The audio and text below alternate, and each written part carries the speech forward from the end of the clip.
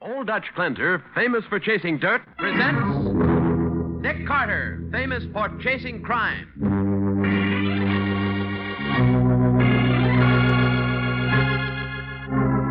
Every week at this time, two great names are joined as Old Dutch Cleanser brings you one of the most resourceful and daring characters in all detective fiction, Nick Carter, Master Detective.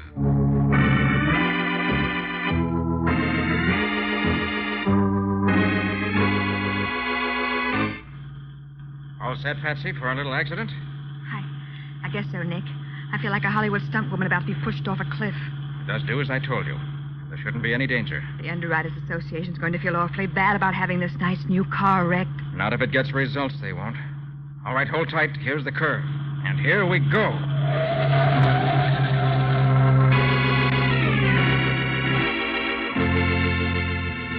Now, the case of the Lucrative wrecks.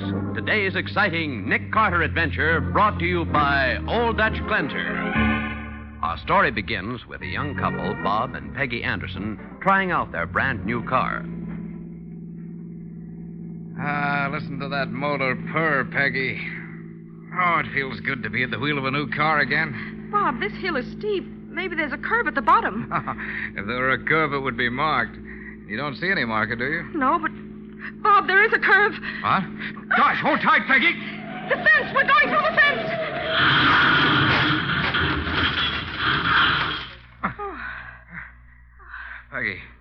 Peggy, you all right? I guess so. Oh, how about you? I got a bump on my head, I guess, but no bones broken. Oh. Here, let me help you out. Yeah. Oh, Bob, our new car, it's a total wreck. Yeah. Golly, we not only went through the fence, we went halfway through the wall of this barn. Say, you too. Don't try to get away. Who's trying to get away? Put down that shotgun, you idiot. Young fella, you mighty near ruined my barn with your reckless driving. Done near $1,000 damage to it. $1,000? The whole barn isn't worth that. Don't go getting sassy, young lady. I'm a deputy sheriff, I am. Oh, now, look, mister, Name is Dillon. All right, Mr. Dillon. You'll get paid for the damage as soon as I can arrange it. I want cash, young fella. Oh, I haven't got enough with me. I get the cash, or I hold your car. Look, we can work this out somehow. Huh? Well, look, tell you what. I got a nephew in the garage business. Now, this wreck of yours might be worth $200 or $300 to him. Now, here's my proposition. I'll take what's left of the car and call it quits. But that's wait not a minute. fair. Take it or leave it. Well? Oh, all right. I know when I'm licked.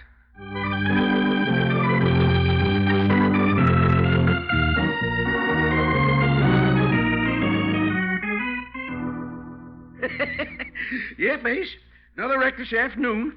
Mighty nice new Royal Coupe. Here's a bill of sale. Good work, Dillon. Arranged another wreck by taking down that sign that says warning curve ahead, did you? I sure did, Rocky. Okay, Dillon. Make out that bill of sale to Elmer Eustace. Same as usual, huh? Right. And, Rocky. Yeah? Look in the files and see if we got a wine-colored Royal Coupe, model 76. Okay, Ace. Got a customer for a new job. Just itching to pay a big price. Well, there's no Model 76 Royal Coupe listed in the boss's files. Oh. All right, Rocky, come on. Let's go out and see if we can pick one up.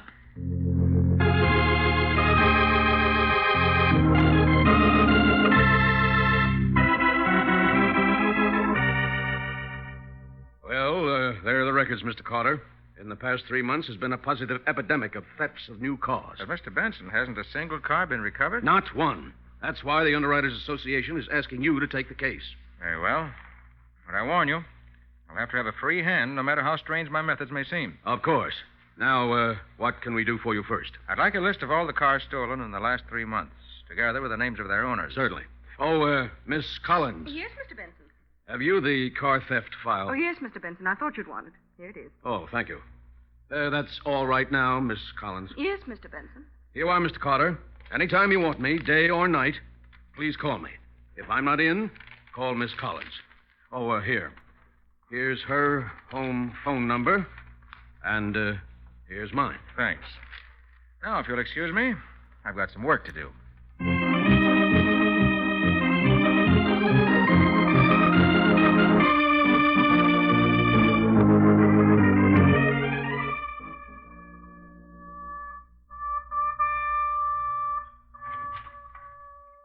Oh, Nick. Oh, yes, Patsy.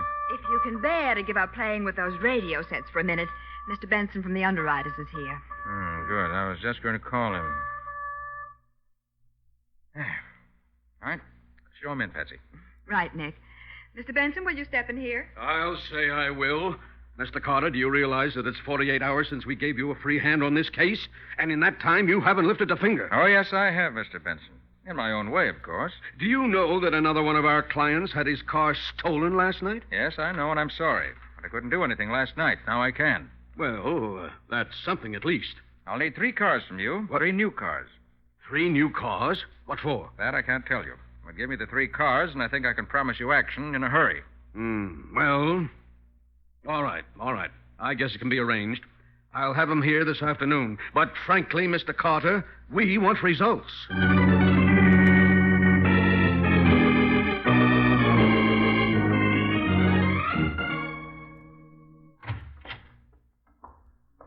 Well, Nick, I just left the last of those 3 cars at 7th and Washington Streets.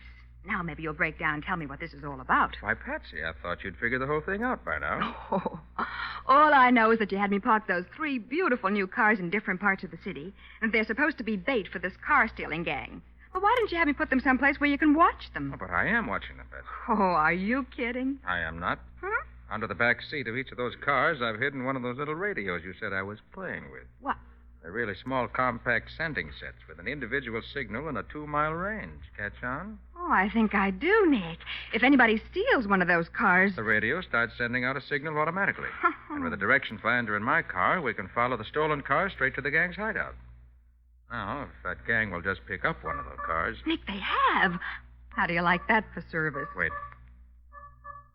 That's the signal from the Royal Coupe you parked at the corner of 6th and Johnson. We gotta get there fast.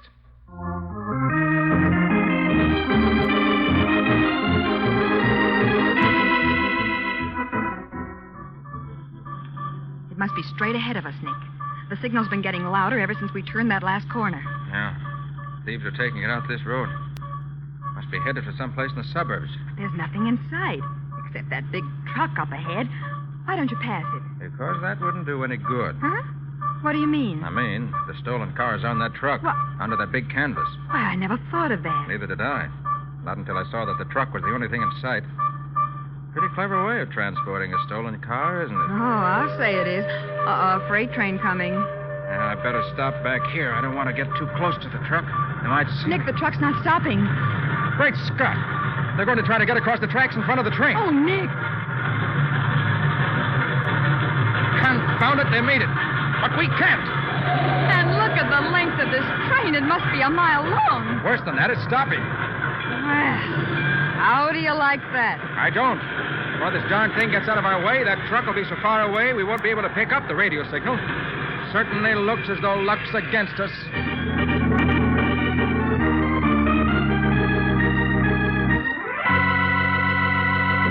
Well, so Nick lost the first round in his battle to break up the ring of car thieves. But he's lost more than that. He's lost a brand new car lent to him to use as bait. We'll see what that leads to in just a moment.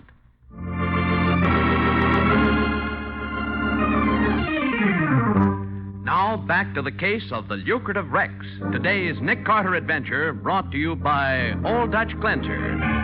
It is the following afternoon, and Nick and Patsy in Nick's car are cruising around town, hoping to pick up a signal from one of the other cars they planted as bait. Hadn't been for that doggone freight train, I might have the gang rounded up by now.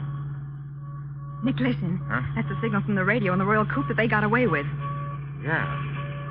It's getting louder. Now it's getting faint again. And did you notice that it got louder just as that wine-colored Royal Coupe ahead passed us? Hey, that's the car that was stolen from us. It's not getting away from us again. Want to force it to the curb. Hey, pull over. What's the big idea? Pull over and stop. Why, you stupid! Watch out! Say, what's going on here? You tried to wreck me. No, I didn't. I just want to stop you. That's a stolen car you're driving. Stolen car? You're crazy. I just bought it an hour ago. Paid spot cash for it. Maybe, but it's still a stolen car. Now, see here. I'm Judge Pearson, and if you think Pearson, my name is Carter, Nick Carter. Oh, sure. I've heard of you, Mr. Carter. I still say I bought this car legally. Look, here's the bill of sale. Sold you by a man named Elmer Eustace. Address 3192 Grand Avenue. Bill of sale's in order, all right. The engine number it gives is wrong. But it can't be wrong. Look at the number on the engine and see for yourself. Thanks, Judge. I will. This is the car, all right. I recognize that tiny scratch on the door. So do I. The engine number will clinch it. Let me get the hood up. Mm-hmm. Now, let's see. D477789. Well, that's the number on the bill of sale. But that's not the motor number of the coupe that was stolen from us. No, it's not. It's obviously the real motor number. Hasn't been tampered with in any way. Well, are you satisfied? Yes, I've made a mistake, Judge. I told you so. Next time, better make sure of your facts. Nick, you let him go. You didn't even look to see whether the radio was under the back seat. Didn't have to, Patsy. That's the car that was stolen, all right, even if the engine number is different. Well, Patsy, listen. Go down to the Motor Vehicle Bureau and find out who originally registered a Royal Coupe with motor number D477789. right. Where are you going? I want to drop in on Mr. Elmer Eustace, the man who sold that car to Judge Pearson.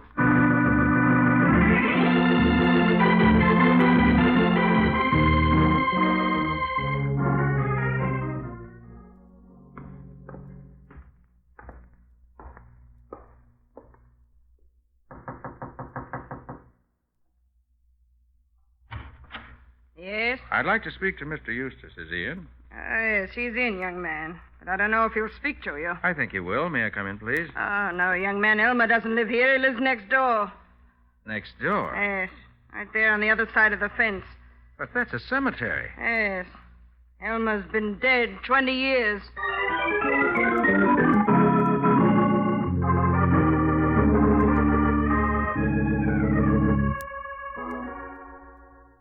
So Elmer Eustace has been dead for 20 years. Yes, Patsy, very dead. Huh. And what did you find out at the Motor Vehicle Bureau? Oh, well, the car you asked about was registered several days ago by a man named Robert Anderson.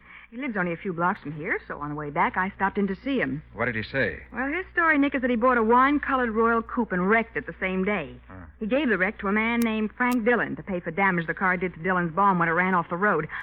The car, I mean, not the barn. That backs up my theory completely. Hmm? Patsy, how would you like to join me in a nice cacophonic auto accident?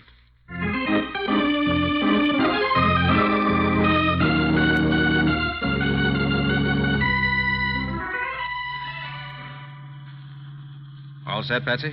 Well, I guess my football helmet's on tight enough, Nick. I feel just like a movie stunt girl who's about to be pushed off a cliff. Well, just hold tight. There won't be any danger. You hope. Well, look. There's Dillon's barn, just around the turn, down there at the bottom of the hill. I can see it in the headlights, Nick.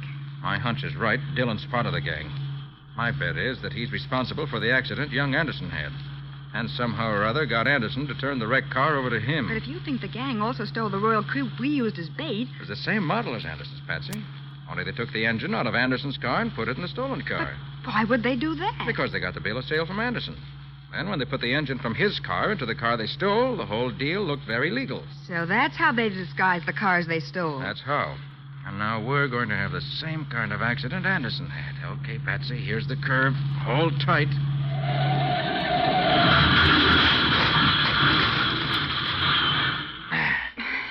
Are you all right, Patsy? Well, all things considered. Quick, give me your helmet. I'll put it in the suitcase with mine. Here you are, Nick. There. Now they're out of sight. Hey, you! Pretend to be unconscious, Patsy. I'm going to pick you up and carry you. I could learn to like this. Hey, you two. Don't try to get away. What do you mean, get away? We've had an accident. Yeah, I'll say you have. Darn near knocked my barn down. Must have done $1,000 worth of damage to it. I'll settle for the damage, but this lady's hurt. Got to get her in the house and call a doctor. What about my barn? I'll take care of that later. You can keep the car for security. Huh? Well, all right. Come on this way. All right, I'm following you. And keep on following him, Carter. What? This is a gun against your back, so no funny business.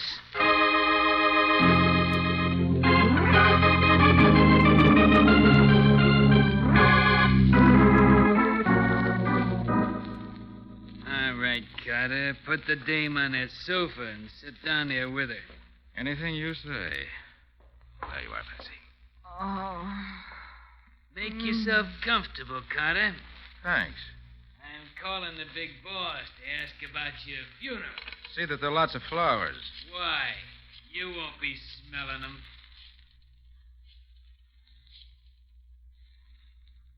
Hello, boss. This is Ace Williams. Listen, Rocky and me are at Dillon's. We were giving him his payoff tonight when in walks Nick Carter.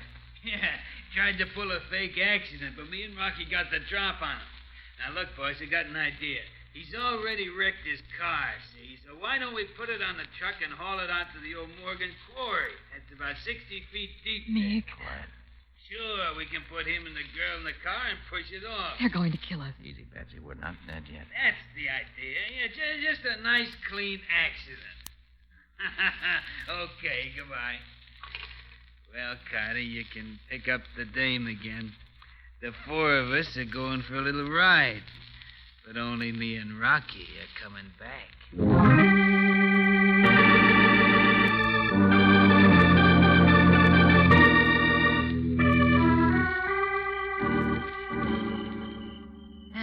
Gee, Carter, you sure make a pretty picture standing there on the edge of the quarry holding that dame in your arms. Hey, Rocky, give me a hand back here. Yeah, okay, Ace. I'll be right with you. Nick, they've got the car balanced right on the edge of the quarry. Means they won't have to push it very far once they get us inside. Oh. Patsy, how about a little swim? But why, Nick, are Look, you... The quarry's almost filled with water. You can see it ripple in the moonlight. Yes. It's only about 20 feet from the top. Okay. We're going to pull a fast one on these thugs. Okay, Carter, we're all set. Now, if you want... That's what you think, Ace. Hold tight, Patsy. Hey! Hey, you can't! Hey, Rocky! They jumped into the quarry. All right, Patsy? I guess so. All right, take it easy now. Make as little noise as you can. They can't see us, but they might judge where we are by the sound. I think you're a wise guy, don't you, Carter? Let's see how you like this. And here's some more for good measure, Carter.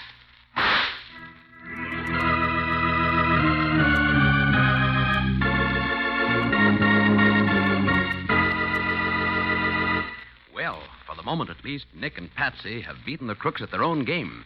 But they're not out of danger yet. We'll see what happens next in just a moment.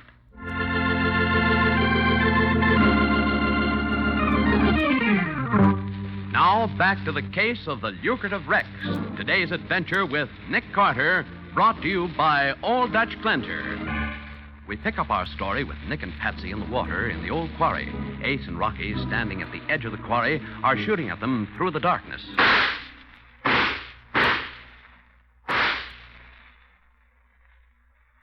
They've stopped firing. They haven't hit us. That doesn't mean they won't. Stay close to the edge of the quarry, Patsy. They're right over us. Can't see us as they move to the other side. I suppose they do. My guess is that they have no more bullets. I counted the shots. There were 12, 6 apiece. Maybe they're reloading. Better take that chance. Nick, edge of rock here. Swell. We can pull ourselves up on it. Oh, that water's cold. Oh, Nick. Yeah, you'll never get out of there alive. What are you going to do? Shoot us with empty guns? You ain't got no gun either, Carter. That's where you're wrong.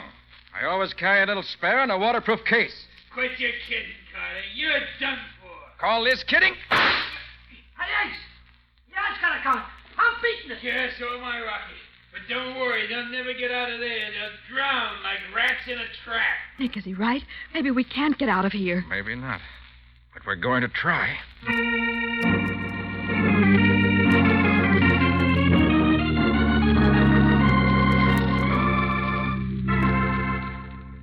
Well, Patsy, that wasn't so bad, was it? Oh, now that it's all over, it wasn't so bad. But for a few minutes, Nick, I thought we'd never live to get back here to the office. Well, we made it, and that's all that counts. Dry clothes help, too. Hmm. I'm glad I have these extra things here at the office. What now, Nick? I've got an important phone call to make. As soon as I'm through, I'll get going again. Okay.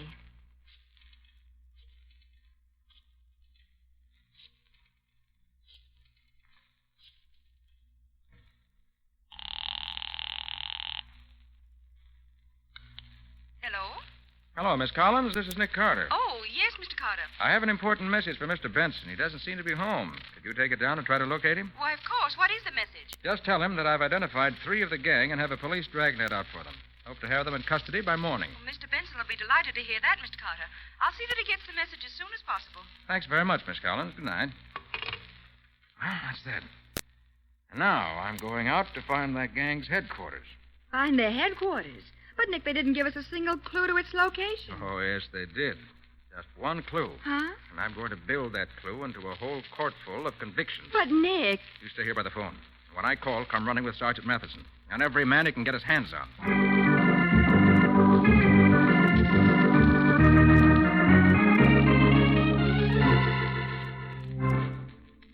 Now, look, you two. The boss will be here in a minute, and I'm doing the talking. You understand? Yeah, sure. Yeah, we understand.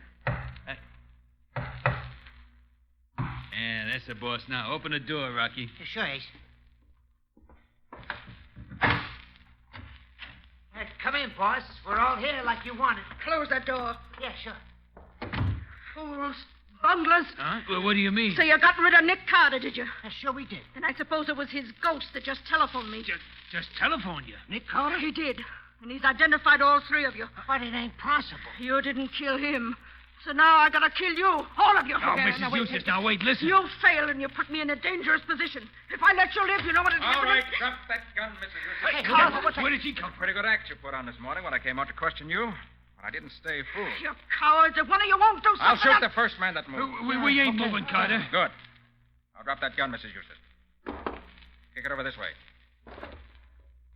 That's better. Hey, look, Carter, how'd you find us? You'll find out, Ace. But first, if Mrs. Eustace doesn't mind, I'd like to remove her wig. It is a wig. This is going to be quite a shock to Mr. Benson, isn't it, Miss Collins? Hey, what's this Miss Collins stuff? Yeah, I thought she was Mrs. Eustace. She's both. You see, boys, by wearing this gray wig, Miss Collins became Mrs. Eustace. Well, I'll Of course, be... by the time Miss Collins gets out of jail, she won't have to wear a wig. Her own hair will be gray.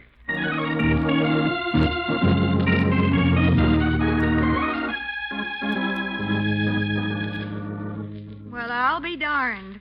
So Miss Collins was the mastermind of the car-stealing ring. That's right, Patsy. As Benson's secretary, working right there in the office of the Underwriters Association, she was in a perfect position to furnish the others with the information that made the racket a success. Well, why did she play the part of Elma Eustace's poor old widow? Oh, that was a smokescreen. To hide her real identity from the gang. Oh. I imagine her original plan was that when the racket petered out, Mrs. Eustace would just vanish. Since none of the gang knew that she was also Miss Collins, they wouldn't be able to blackmail her later or implicate her in any way. But I still don't see what made you suspect her. That one clue I mentioned, Patsy. When Ace phoned from Dillon's place, I counted the clicks as he dialed. 333-444 was the number he called. That was the same number Benson had previously given me in case I ever had to call Miss Collins. That was all I needed to know. Gee, but it sounds simple. When you explain it. Now perhaps you'll tell me how you found the hideout. Oh, that was easy. You see, when I phoned Miss Collins and in that way let her know you and I had escaped, I knew she'd head straight for the hideout. Why, of course.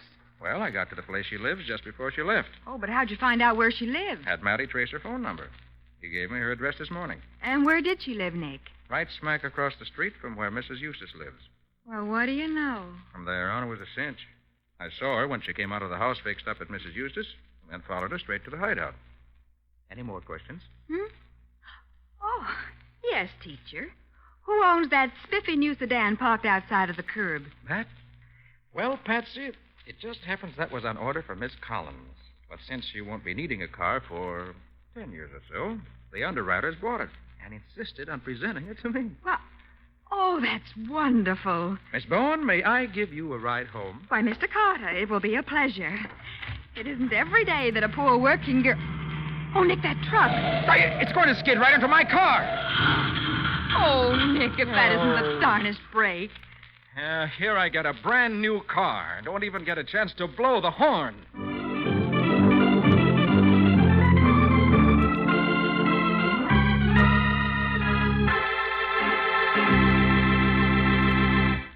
Well, Nick, can you tell us the story Old Dutch Cleanser's going to bring us next week? Most certainly, Bob. Next week, we're going to meet one of the deadliest killers I've ever fought. He was armed with a miniature pistol, and he was an excellent shot. But he used that little pistol once too often. And in the wrong place. Nick trapped him with a trail of phosphorescent blue spots. Sounds deadly. What do you call the story, Nick? I call it The Case of the Luminous Spots.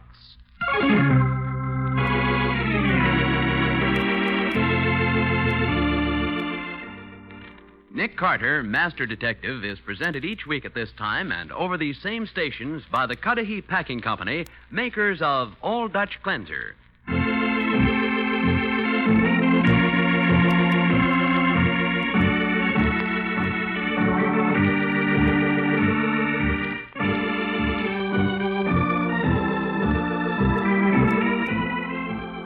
Nick Carter, Master Detective, produced and directed by Jock McGregor, is copyrighted by Street & Smith Publications, Incorporated. Lon Clark is starred as Nick, with Charlotte Manson featured as Patsy. Today's script was written by Robert David. Original music is played by George Wright. This program is fictional, and any resemblance to actual persons living or dead is purely coincidental. This is Bob Martin saying, when minutes count, use Old Dutch Cleanser.